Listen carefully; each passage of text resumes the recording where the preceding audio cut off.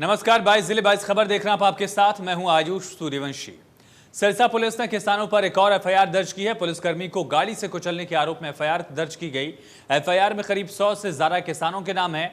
आरोप है कि डिप्टी स्पीकर पर हमले के दौरान पुलिसकर्मियों को कुचलने की कोशिश की गई। एएसआई प्रेम कुमार ने इस पूरे मामले की जानकारी दी। किसान नेताओं का कहना है सरकार आंदोलन को दबाने के लिए ऐसा कर रही है। चारों तरफ बैठे और शांतिपूर्ण तरीके से आंदोलन चल रहा है। तो इस तरीके के जो मुकदमे आंदोलन को दबाने के लिए जो किए जा रहे हैं, अभी पता चला है कि इन्होंने कल भी एक और एफआईआर दर्ज करवाई है कि पुलिस कर्मी की तरफ से कि मेरे ऊपर जान से मारने का हमला किया गया। मतलब ये मुकदमे बनाए जा रहे हैं क्योंकि ये सरकार जो है इस आंदोलन से पूर्ण रूप से डरी हुई है। क्योंकि आज 8 महीने हो गए दिल्ली के चारों तरफ बैठे और शांतिपूर्ण तरीके से आंदोलन चल रहा है। इस आंदोलन को दबाने के लिए सरकार बार बार ऐसे प्रयत्न कर रही है। जब भी कोई एजिटेशन होता है, ये अपने बंदे सरकार बीच में छोड़ देते हैं, प्लांट कर देते हैं और वही इनके एक दो बंदे पत्थरबाजी करके वो निकल जाते हैं और फिर उन्हीं की आड़ में किसानों के ऊपर मुकदमे बना के आंदोलन को बदनाम करने की कोशिश की जा रही है। ये उस दिन जिस दिन माननीय डिप्टी स्पीकर साहब आए थे तो उसमें हमारे कुछ मुलाजिमों के चोट भी लगी थी। तो एक मुलाजिम के जिसके चोट लगी थी उनके स्टेटमेंट के हिसाब से हमने एक मुकदमा दर्ज किया है शरारती तत्वों के खिलाफ, जिन्होंने जो है जिनके कारण जो हमारे मुलाजिमों को चोट लगी है, गाड़ी चढ़ाई गई थी, तो वो मुकदमा दर्ज किया गया है उनके खिलाफ। इस तरीके पलवल में हरियाणा पुलिस के कांस्टेबल सुरेंद्र को गिरफ्तार किया गया है। कांस्टेबल सुरेंद्र पर पाकिस्तान की खुफिया एजेंसी को भारतीय सेना की गुप्त सूचनाएं देने का आरोप है। रिपोर्ट देखिए। पलवल जिले में एक ऐसा मामला सामने आया है जिसने पलवल जिले के साथ साथ पूरे देश को हिलाकर रख दिया है। पलवल पुलिस ने एक ऐसे आरोपी को गिरफ्तार किया जो अपनी देश की खुफिया रिपोर्ट पाकिस्तान की आईएसआई एजेंसी को देता था।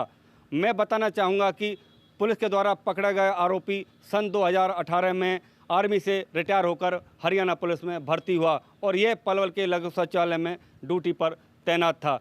पुलिस अधीक्षक दीपक गहलावत ने बताया कि जब आरोपी से पूछताछ की गई तो उसने बताया कि वह पाकिस्तानी एक लड़की के संपर्क में आया जो लड़की को अपनी देश की खुफिया रिपोर्ट देता था और उसके एवज में आरोपी ने अब तक 70,000 रुपये भी ले लिए हैं। अब पुलिस अधीक्षक ने बताया है कि आरोपी के खिलाफ मामला दर्ज कर अदालत में पेश करके रिमांड पर लिया जाएगा।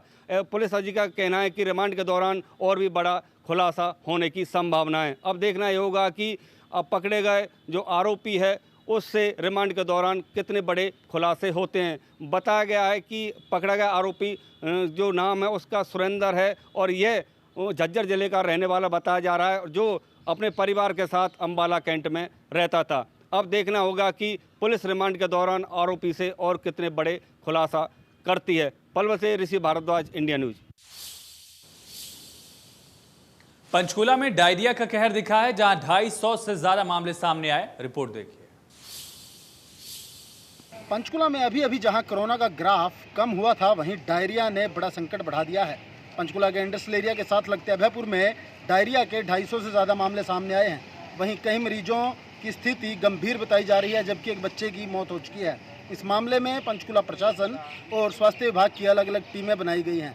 बहरहाल इस मुद्दे पर हरियाणा विधानसभा स्पीकर और स्वास्थ्य मंत्री अनिल विज को रिपोर्ट सौंपी गई है, जिसके चलते हरियाणा शहरी विकास प्राधिकरण की पानी सप्लाई की जांच की जा रही है। अलग अलग जगहों से पानी के सैंपल लिए जा रहे हैं और उन सैंपलों के बाद अधिकारियों पर गाज गिर सकती है।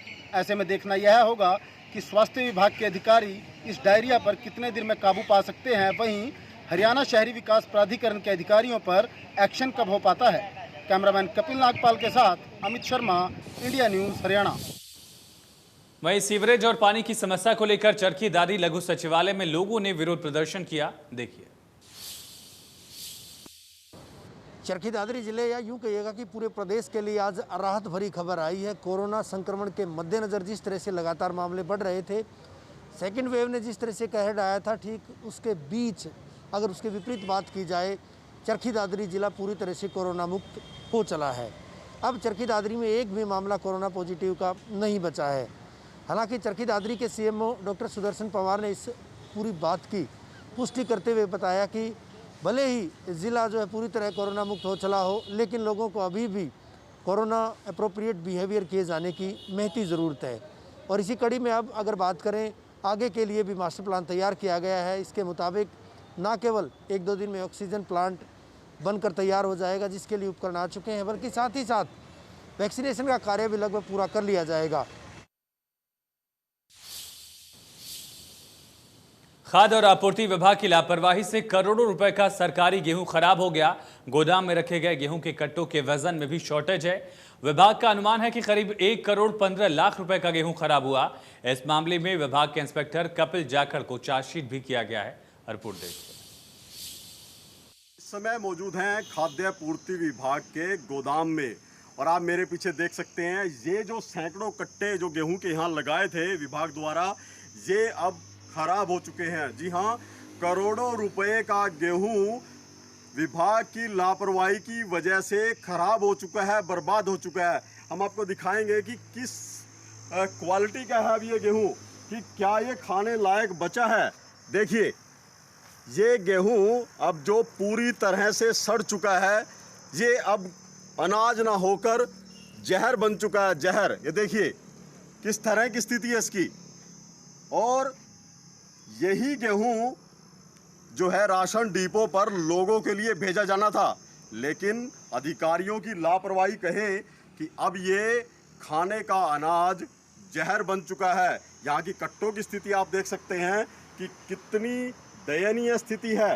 एक बड़ी लापरवाही है खाद्य पूर्ति विभाग की, उनके अधिकारियों की, कि किस तरह से यहाँ पर अनाज बर्बाद किया गया है।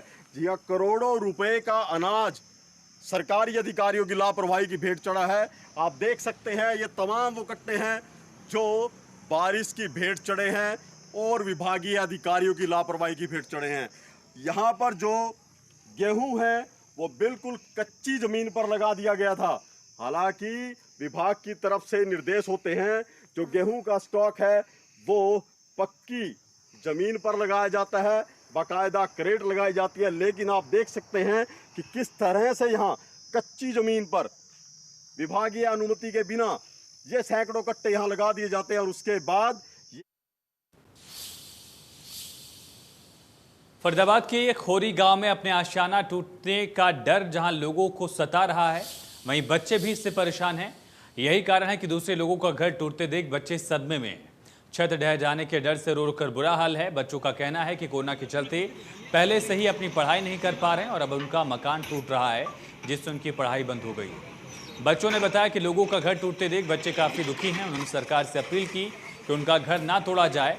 बच्चों ने मासूमियत से कहा कि अधिकारियों के बच्चे महल में रहते हैं, लेकिन बिना लाइट और बिना पानी के झुग्गियों में भी उन्हें रहने नहीं दिया जा रहा है।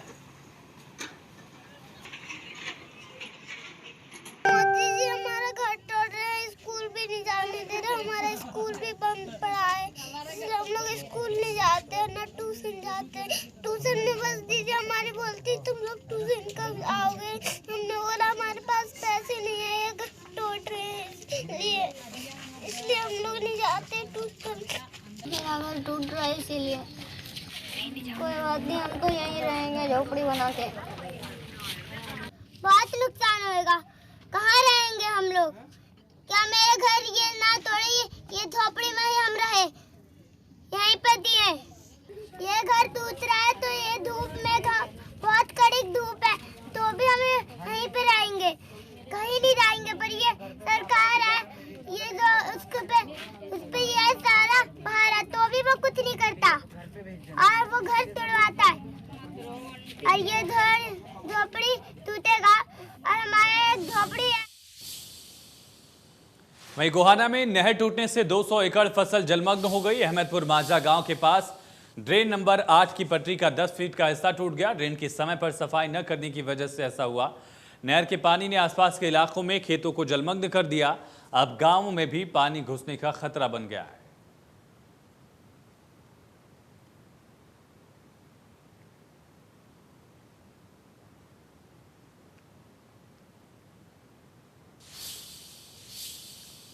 वहीं पानीपत में नहर टूटने से 60 एकड़ फसल बर्बाद हो गई। सनौली क्षेत्र के गांव छाजपुर कला में ड्रेन नंबर 2 की तटबंध में कटाव होने से नहर का हिस्सा टूट गया।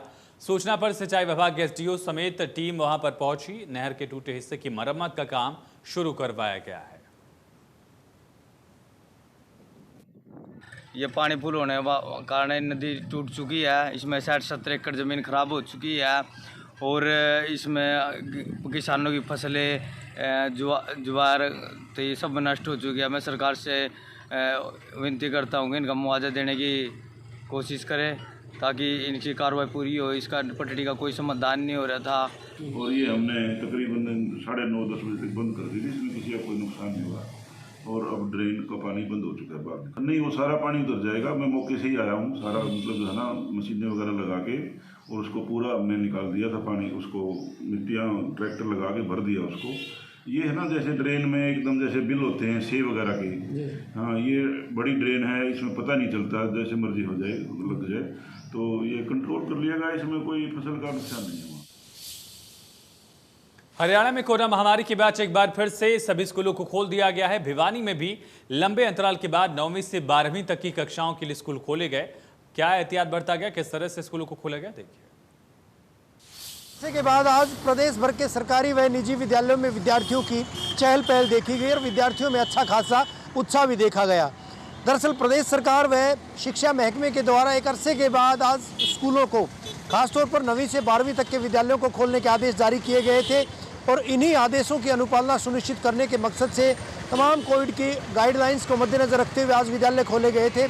अल सुबह से ही विद्यार्थियों का स्कूलों में आने का तांता लगा हुआ था। 3 घंटे के लिए स्कूल खोले गए थे और इस बीच विभिन्न विद्यालयों का जब दौरा किया गया था, देखा गया था, तो इन विद्यालयों में न केवल कोविड अप्रोप्रिएट बिहेवियर किए जाने की बात विद्यार्थियों को कही गई थी स्कूल प्रबंधन के द्वारा, बल्कि साथ ही साथ सबसे पहले टेम्परेचर नापा गया और उसके बाद विद्यार्थियों को बाकायदा मास्क, सैनिटाइजर इत्यादि का इस्तेमाल कर अंदर कक्षों में बैठाया गया। कक्षों में भी सोशल डिस्टेंसिंग की अनुपालना सुनिश्चित की गई और बहरहाल क्योंकि विद्यालय 9वीं से 12वीं तक के खोले गए हैं, 23 तारीख से 6ठी से 8वीं यानी मिडिल स्कूल भी खोले जाएंगे और ऐसे में सबसे ज़रूरी बात यह है कि तमाम जो कोरोना गाइडलाइंस है उनको फॉलो किया जाना चाहिए, क्योंकि जिस तरह का अंदेशा जताया गया है, थर्ड वेव अगर आती है तो निश्चित तौर पर उन छात्रों पर, उन नौनिहालों पर, उन विद्यार्थियों पर असर डालेगी। ऐसे में वो तमाम चीज़ें जो है एहतियात के तौर पर अपनाई जानी ज़रूरी हैं। वीडियो जर्नलिस्ट सुमित अवस्थी के साथ रवि जांगड़ा, इंडिया न्यूज़। रेवाड़ी में भी लंबे वक्त के बाद स्कूलों में रौनक लौट आई। हालांकि पहले जैसे स्ट्रेंथ कक्षाओं में नजर नहीं आई, लेकिन स्कूल खुलने के बाद बच्चे बेहद खुश नजर आ रहे हैं, देखिए। सब जानते हैं कि कोरोना जैसी वैश्विक महामारी के लंबे दौर के दौरान स्कूलों पर ताले लटके हुए थे, बच्चे घर की 4 दीवारी के अंदर कैद थे और ऑनलाइन पढ़ाई कर रहे थे। लेकिन ऑनलाइन पढ़ाई कितनी कारगर थी, आज लंबे अरसे के बाद पहले दिन स्कूल खुले हैं और अब हम खड़े हुए हैं एक निजी स्कूल में। आपको लेके चलते हैं एक क्लासरूम के अंदर, देखेंगे, इसका भी जायज़ा लेंगे कि बच्चों ने सोशल डिस्टेंसिंग का पालन किया या नहीं किया, या कोरोना नियमों का उन्होंने पालन किया या नहीं किया। ये पूरी जानकारी हम बच्चों से भी जानेंगे कि आज वो लंबे कोरोना काल के बाद यहाँ पर पहुँचे हैं तो उन्हें किस प्रकार लग रहा है कि घर के अंदर जो ऑनलाइन पढ़ाई थी उसमें और आज स्कूल आने में कितना फ़र्क दिखाई दे रहा है।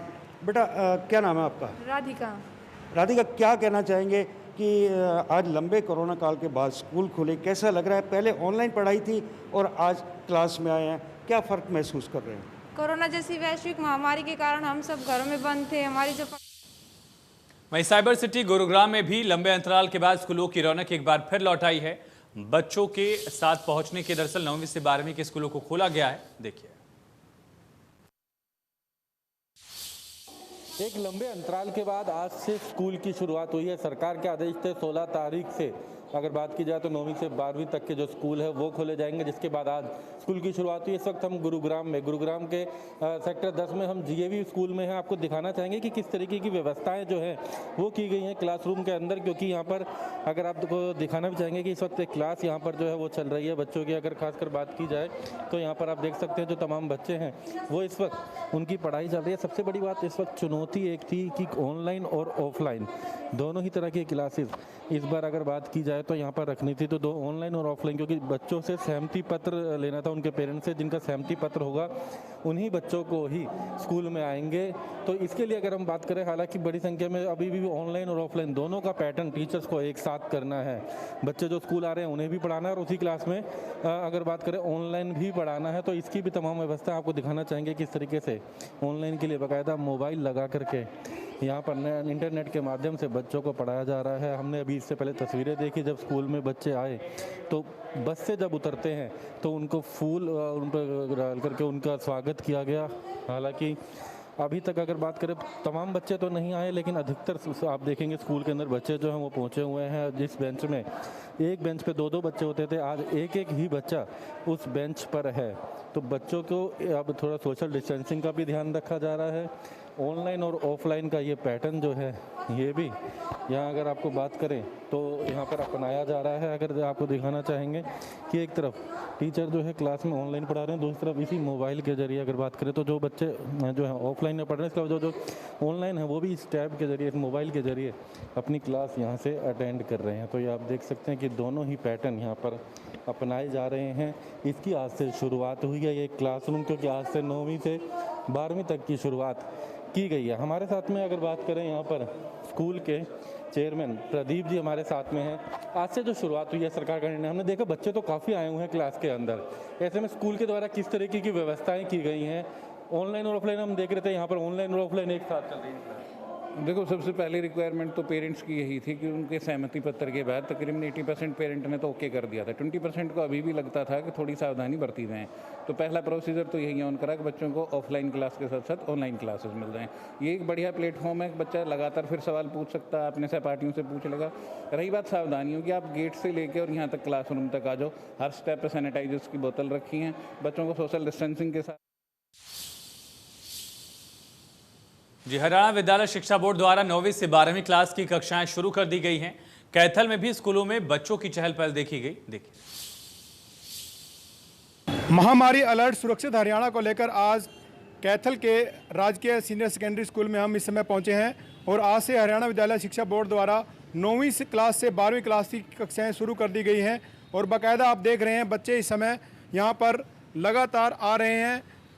और जिस तरह से जो महामारी अलर्ट सुरक्षित हरियाणा को लेकर गाइडलाइन भी जारी की गई हैं, बाकायदा बच्चे मास्क लगाकर आएंगे और आप देख रहे हैं यहाँ पर बच्चों की स्कैनिंग भी की जाएगी, थर्मल स्कैनिंग बाकायदा की जाएगी, उनका टेम्परेचर चेक किया जाएगा।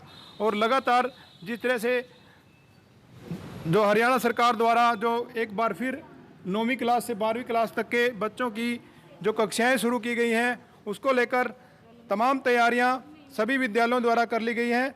लगातार बच्चे यहाँ पर पहुँच रहे हैं, आप देख रहे हैं थर्मल स्कैनिंग भी बच्चों की जा रही है और बाकायदा जो इंस्ट्रक्शन जो दी गई हैं बोर्ड की तरफ से, एक क्लास में जो 30 से ज़्यादा बच्चे नहीं बैठ सकेंगे और एक बेंच पर एक बच्चा ही बैठेगा। और वहीं अगले दिन रोस्टर प्रणाली के हिसाब से जिस तरह से जो शुरू किया गया है, ये आज 9वीं क्लास से 12वीं क्लास की कक्षाएँ, उसमें तमाम तैयारियाँ, तमाम गाइडलाइन, कोरोना गाइडलाइन की तमाम गाइडलाइन फॉलो की जा रही हैं। बाकायदा बच्चों का रजिस्टर में एंट्री की जा रही है, स्कैनिंग की जा रही है और तमाम जो कक्षाएं हैं उनको लेकर भी हम आपको अंदर का दृश्य दिखाएंगे। कैथल का ये गली नंबर 4 सीनियर सेकेंडरी स्कूल है, जहां पर आपको दिखाई दे रहा है तमाम तैयारियां अध्यापकों द्वारा यहां पर कर ली गई हैं। और वहीं जो बबल 1 और बबल 2 के हिसाब से कक्षाएँ यहाँ पर शुरू की गई हैं। लगातार इंडिया न्यूज़ हरियाणा पर ये खबरें दिखाई जा रही हैं और आज तमाम तैयारियां यहाँ पर की गई हैं। आज 9वीं क्लास से 12वीं क्लास की कक्षाएं शुरू की गई हैं और वहीं 23 जुलाई से 6ठी क्लास से 8वीं कक्षाएं शुरू की जाएंगी और तमाम कोरोना गाइडलाइन का पालन सुनिश्चित करवाया जाएगा। कैमरा पर्सन पृथ्वीराज के साथ जोगिंदर कुंडू, इंडिया न्यूज़, कैथल। यमुनानगर के जगाधरी का एक वीडियो सोशल मीडिया पर वायरल हो रहा है, जिसमें एक अजगर ने बंदर को निगल लिया। गांव में दहशत का माहौल है।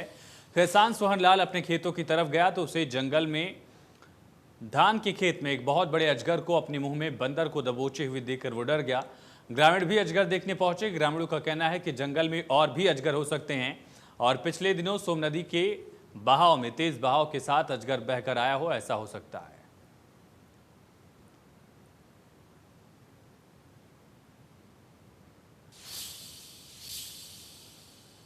नूंह में बागवानी मिशन इम्प्लीमेंटेशन यूनिट की मीटिंग हुई। बागवानी विभाग की जिले में चलाई जा रही स्कीम पर चर्चा हुई। इस साल खेतों में 415 एकड़ में नए बाग लगाए जाएंगे। 2000 एकड़ में बरसाती प्याज पर अनुदान दिया जाएगा।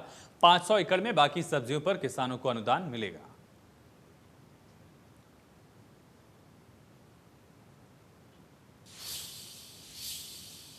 नरवाना में जन स्वास्थ्य विभाग के कर्मचारियों ने अपनी मांगों को लेकर कार्यालय के बाहर धरना दिया। कर्मचारियों ने कहा कि 8 महीने बीत जाने के बाद भी वेतन नहीं मिला।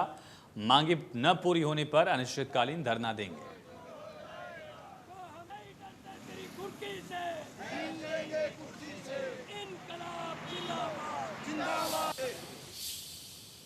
और इसी के साथ 22 जिले 22 खबर में इतना ही, लेकिन खबरें लगातार जारी हैं। बनी रहिए इंडिया न्यूज हरियाणा के साथ।